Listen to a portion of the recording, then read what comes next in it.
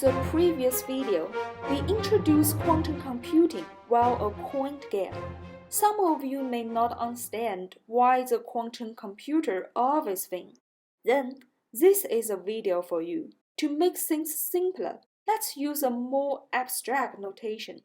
Instead of head and tail, we use 1 and 0, with 1 being head, 0 being tail. As we mentioned in the last video, while a classical coin can only be a head or tail at one time, a quantum coin can be in a head and tail simultaneously, a superposition of certain percentage head and certain percentage tail. So let's denote the quantum coin with a vector similar to this. However, this one is not good enough. We note that even though the chances of a head and tail are half-half in our last video, it's not a must for a quantum coin.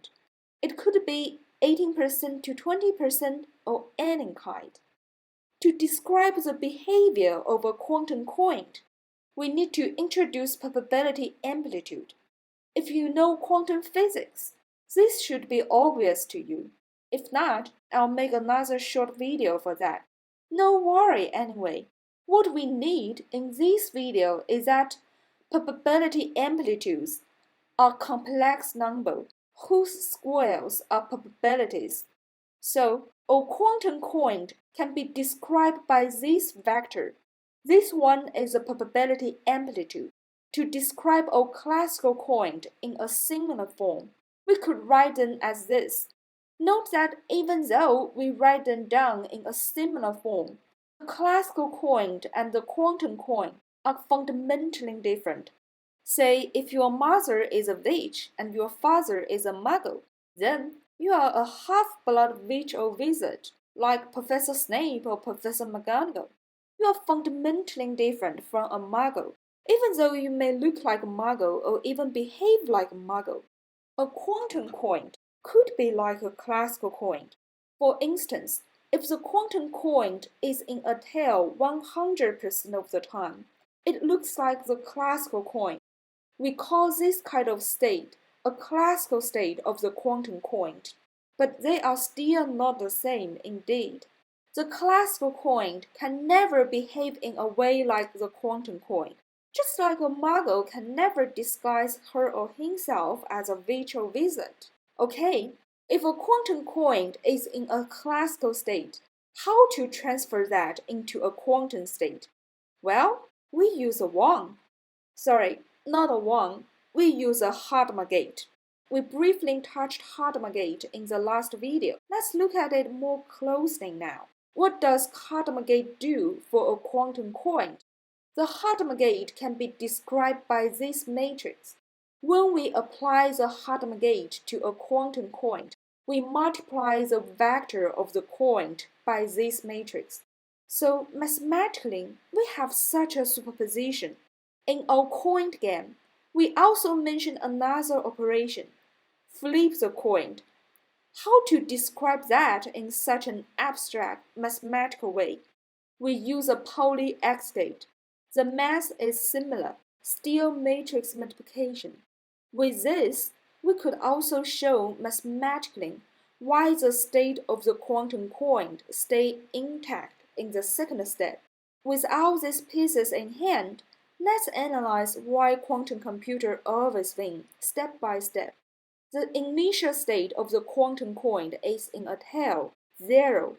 First, the quantum computer applies a Hadamard gate, transferring it to such a superposition. In the second step, we could choose to flip the coin or not. Either way, we result in the same untouched superposition. In the third round, it's a quantum computer again. The quantum computer is capable to apply another Hadamard gate.